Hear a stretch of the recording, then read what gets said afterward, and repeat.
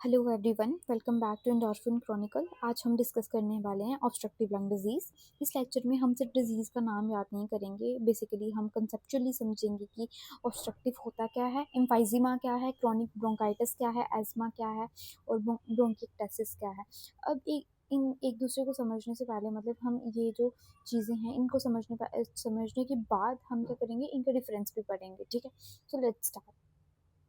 ठीक है, अब सबसे पहले ऑब्स्ट्रक्टिव लंग डिजीज़ पढ़ने से पहले मैं आपको जो हमारे पास रेस्पिरेटरी ट्रैक है इसकी बेसिक एनाटॉमी समझा देती हूँ, वो बहुत ज़रूरी है समझना। ठीक है, रेस्पिरेटरी ट्रैक में हमारे पास एक अपर रेस्पिरेटरी ट्रैक होता है। अपर वाले पोर्शन को मतलब रेस्पिरेटरी ट्रैक को हम दो पार्ट्स में डिवाइड कर देते हैं, एक अपर रेस्पिरेटरी ट्रैक एंड एक लोअर रेस्पिरेटरी ट्रैक।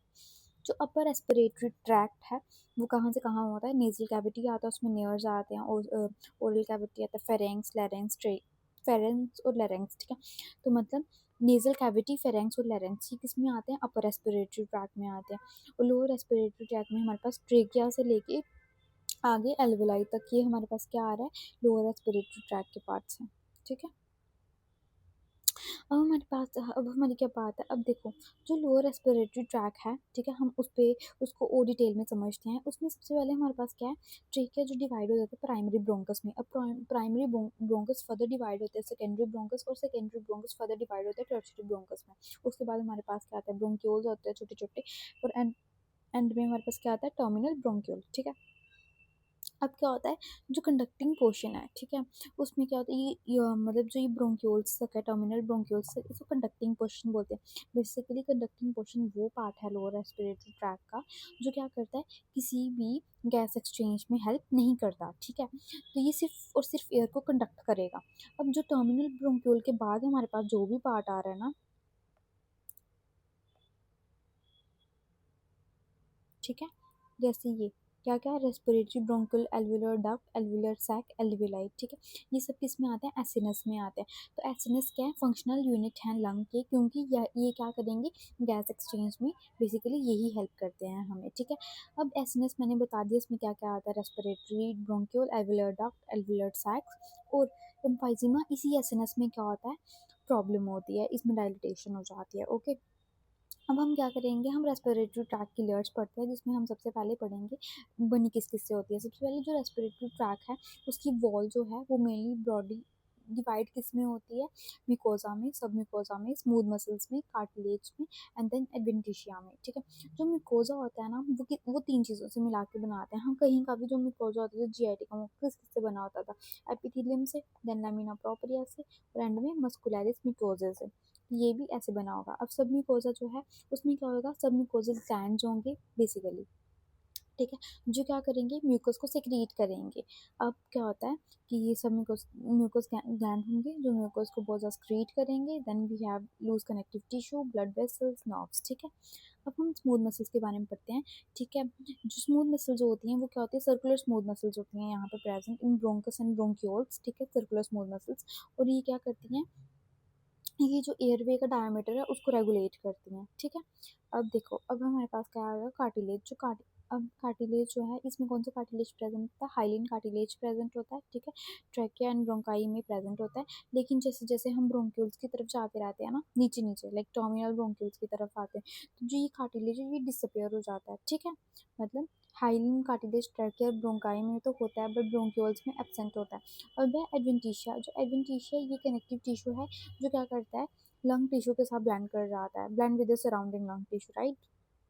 अब हमारे पास क्या, अब हम एम्फाइजीमा को स्टार्ट करते हैं। ठीक है, एम्फाइजीमा को स्टार्ट करने से पहले मैं आपको बता देती हूँ कि जो रेस्पिरेटरी एपिथीलियम थी हमारे पास, मैंने जो अभी अभी बताया आपको, ठीक है, रेस्पिरेटरी ट्रैक है। ठीक है, अब जो इसकी एपिथीलियम है ये किससे बनी होती है, ये बनी होती है सूडोस्ट्रेटिफाइड सिलेटेड कोलुमिनार एपिथीलियम विद कोपलेट सेल। ठीक है, ठीक है, सूडोस्ट्रेटिफाइड का मतलब क्या है, देखो ये हमें क्या दिखेंगी, ये हमें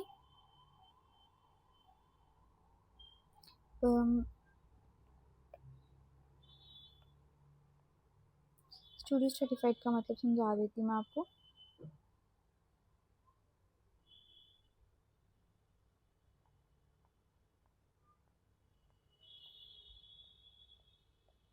देखो, सूडो स्ट्रेटिफाइड का मतलब ये होता है कि देखो, स्ट्रेटिफाइड का मतलब है मल्टीपल लेयर्स, राइट। अब स्यूडो स्ट्रेटिफाइड का क्या मतलब है, देखो यहाँ पे क्या होता है कि ना जो जो यहाँ के सेल्स हैं, कोलुमिनार एपिथेलियम जो है हमारे रेस्पिरेटरी ट्रैक की, इसमें हर एक सेल का जो न्यूक्लियस है वो एक डिफरेंट पोजीशन पे, जिसके कारण हमें लगता है कि यहाँ पे क्या है, मल्टीपल लेयर्स बनी हुई हैं। बट अगर हम ध्यान से देखें तो ये एक ही लाइन है और एक ही मतलब लेयर है, किसकी, सेल्स की, मल्टीपल लेयर नहीं है। बट न्यूक्लियस के अरेंजमेंट के कारण हमें ये क्या दिखती हैं, स्यूडो स्ट्रेटिफाइड दिखती हैं। और ये क्या है, सीलिएटेड, इनके ऊपर क्या होता है, सीलिया, जो सीलिया किसमें हेल्प करता है, जैसे कोई फॉरेन पार्टिकल आ गया उसको रिमूव करने में, जो एक्सेस म्यूकस है उसको रिमूव करने में, तो उसमें हेल्प करती है। इसकी एक्सेप्शन जो है वो जो वोकल कॉर्ड्स होते हैं और ओरोफेरिंग्स है हमारे पास, ठीक है। उसमें क्या होता है, बेसिकली जो वोकल कॉर्ड्स होते हैं, ठीक है, उसमें क्या होता है कि जो वो सोडो स्ट्रेटिफाइड कोलुमिनार एपिथेलियम से लाइन नहीं होता है, वो से लाइन होता है स्ट्रेटिफाइड स्क्वामस एपिथेलियम से, ओके। देन हम पढ़ेंगे, देखो जो ये सूडो स्ट्रेटिफाइड एपिथेलियल लेयर थी, ठीक है, इनके बीच में क्या होते हैं, इनके in between we have Clara cells, जिनको आजकल क्लब सेल्स भी बोलते हैं। ये किस में प्रेजेंट होते हैं, ठीक है, ये ब्रोंक्यूल्स में प्रेजेंट होते हैं। ये क्या करती है, एक प्रोटेक्टिव सब्सटेंस को रिलीज करती हैं, डिटॉक्सिफाई करती है टॉक्सिन को, और ये प्रोजेनिटर सेल्स की तरह एक्ट करती है। मतलब अगर कभी इंजरी हो जाए तो ये क्या करती हैं, और सेल बनाती हैं, ठीक है, रिपेयर करने के लिए, ठीक है। तो अब हमारे पास क्या है, अब हमारे पास है एक कुलचिस्ट की सेल, जिनको न्यूरोएंडोक्राइन सेल्स भी बोलते हैं। ये रेस्पिरेटरी ट्रैक के क्या है, न्यूरोएंडोक्राइन सेल हैं, ठीक है। तो और जो ये क्या बोलते हैं उसको, ये एज अ कीमोरिसेप्टर भी हमें काम आते हैं, ठीक है।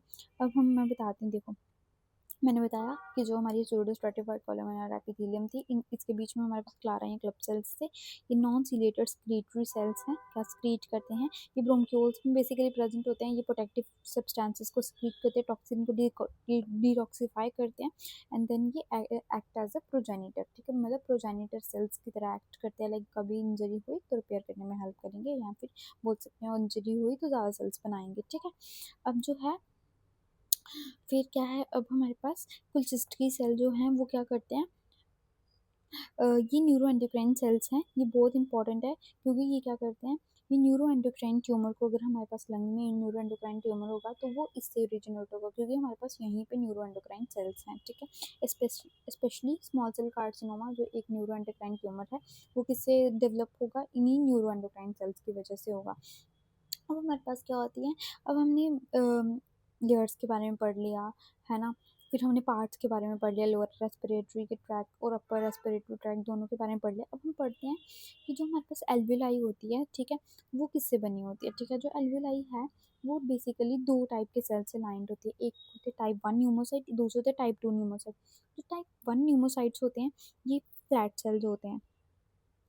टाइप 1 न्यूमोसाइट फ्लैट सेल्स होते हैं और बड़े ही पतले होते हैं, ठीक है।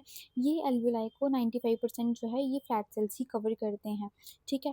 मेन फंक्शन क्या है इनका मेन फंक्शन है गैस एक्सचेंज करना, ठीक है, मतलब ब्लड एल्वेलर बैरियर को मेंटेन करना और हेल्प इन गैस एक्सचेंज, ठीक है। अब जो टाइप 2 न्यूमोसाइट्स हैं ये किस में हेल्प करते हैं, ये हेल्प करते हैं, जो क्या होते हैं, क्या बोलते हैं उसको, टाइप न्यूमोसाइट होते हैं, ये थोड़े, जैसे ये थिन है तो ये थोड़े थिक होते हैं। दूसरा ये फ्लैट है, ये क्यूबॉइडल सेल्स हैं, ठीक है, या फिर बोल सकते हैं ग्लोबुलर सेल्स हैं, ठीक है। अब जो ये है, क्या बोलते हैं इसको, ये सर्फेक्टेंट को प्रोड्यूस करते हैं।